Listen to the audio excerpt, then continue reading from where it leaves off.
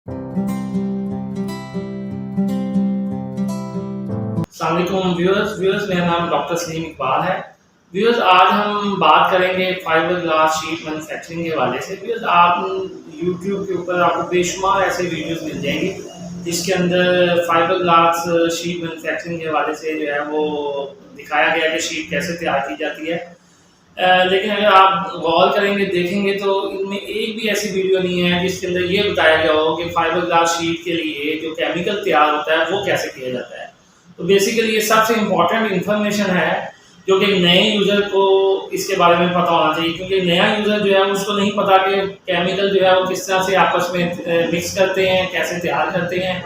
उसके बाद जो शीट तैयार करना वो तो आसान काम है, वो तो देख के जो है वो काफ़ी हद तक चीज़ समझ आ जाती है।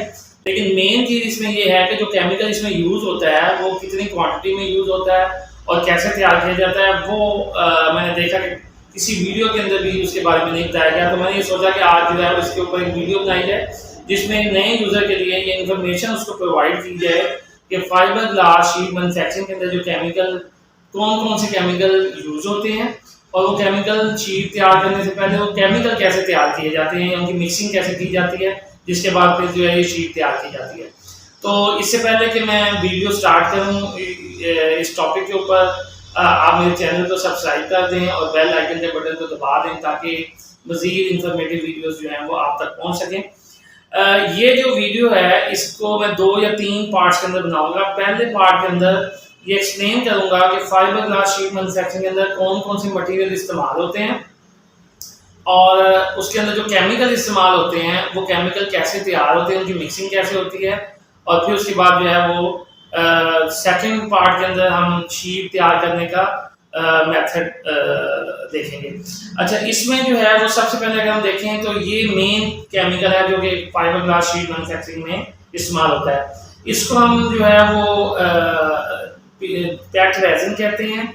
इसके अलावा इसका एक और नाम जो है वो जीपी रेजिन है, और प्योर जो केमिकल टेक्निकल नेम इसका है वो है पॉलिएस्टर रेजिन। अब जो पैक्ड रेजिन है और जो जीपी रेजिन है ये दो अलग अलग केमिकल हैं क्वालिटी के हिसाब से। मतलब यूज पैक्ड रेजिन भी होता है फाइबर ग्लास शीट मैन्युफैक्चरिंग के अंदर, और जीपी रेजिन भी होता है। जीपी रेजिन जो है वो प्योर केमिकल है, पैक्ड रेजिन जो है ये रिसाइकल पेट बॉटल जो है उससे तैयार किया जाता है। अब इसके अंदर जो जीपी रेजिन है वो एक्सपेंसिव होता है, पैक्ड रेजिन जो है थोड़ा सस्ता होता है। पैक्ड रेजिन के अंदर भी आपको डिफरेंट क्वालिटीज मिल जाएंगी। जैसे जैसे क्वालिटी लो होती जाएगी पैक्ड रेजिन का जो कलर है वो ज़्यादा डार्क और ब्राउन होता जाएगा, और इसमें जो है समटाइम जो पैक्ड रेजिन है उसका ग्रीनिश शेड भी आपको मिलता है, और वो जो ग्रीनिश शेड है उसकी जो मेन वजह वो ये है कि जो पैक्ड बॉटल इस्तेमाल हो रही है वो ग्रीन कलर की होती है उसमें। अब पैक्ड रेजिन के साथ जो बाकी जो केमिकल इस्तेमाल होते हैं वो कौन कौन से हैं, ये हमारे पास पड़ा हुआ है। इसको हम कहते हैं जी MEKP। बेसिकली कॉमन लैंग्वेज में ये हार्डनर है, ठीक है। टेक्निकल नेम इसका MEKP है, और इसका काम क्या होता है वो भी मैं थोड़ा एक्सप्लेन कर देता हूँ। जो MEKP या हार्डनर जो है ये केमिकल के अंदर जब हम मिक्स करते हैं तो ये केमिकल को हार्ड करता है। अगर हम ये केमिकल के अंदर मिक्स नहीं करेंगे तो आपका केमिकल पूरा 24 घंटे 48 घंटे पड़ा रहे तो केमिकल आपका हार्ड नहीं होगा। अब उसके बाद तीसरी चीज है, ये है कोबाल्ट। ये पर्पल कलर का जो आपको केमिकल नजर आ रहा है कोबाल्ट है। अब इसका काम जो है हार्डनर का, इसको हार्ड करना है। कोबाल्ट अगर हम इस पे मिक्स नहीं करते तो क्या होगा, एक तो कोबाल्ट जो है इस केमिकल रिएक्शन को, जो इनका आपस में रिएक्शन होता है, दोनों को जब मिक्स करते हैं जो रिएक्शन होता है उस रिएक्शन को तेज कर देता है।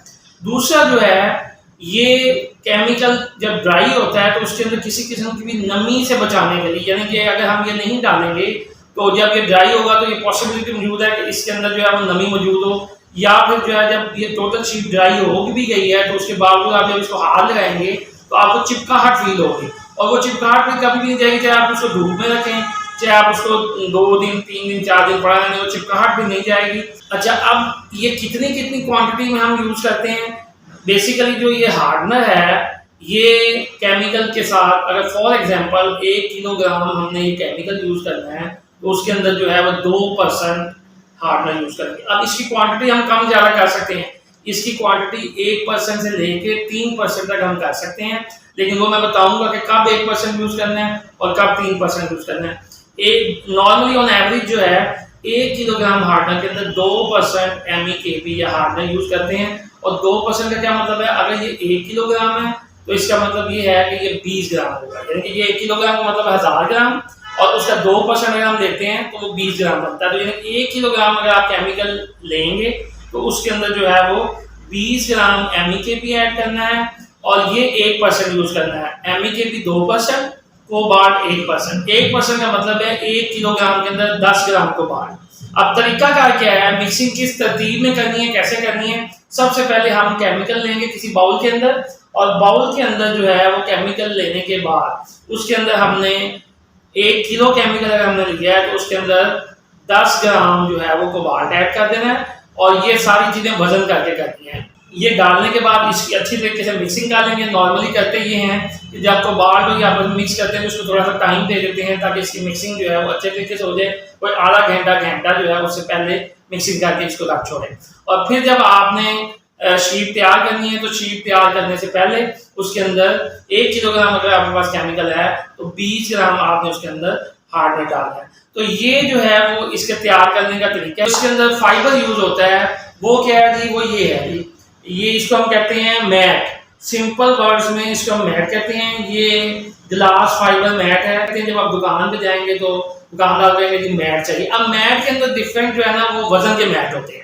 एक इसके अंदर आपको मिल जाएगा 225 ग्राम वाला मैट, उसके बाद फिर आपको इसके अंदर 300 ग्राम वाला मैट मिल जाएगा और फिर आपको इसके अंदर 450 ग्राम वाला मैट मिल जाएगा। अब ये 225, 300 ग्राम, 450 ग्राम, इसका क्या मतलब है? इसका मतलब ये है कि अगर आप मैट का 1 मीटर बाई 1 मीटर का पीस लेते हैं तो उसका वजन 225 ग्राम होगा या 300 ग्राम होगा या 450 ग्राम होगा। जब आप दुकान पे खरीदने के लिए जाएंगे तो आप दुकानदार को कहेंगे 1 किलो मैट दे दें या आधा किलो दे दें या 2 किलो दे दें।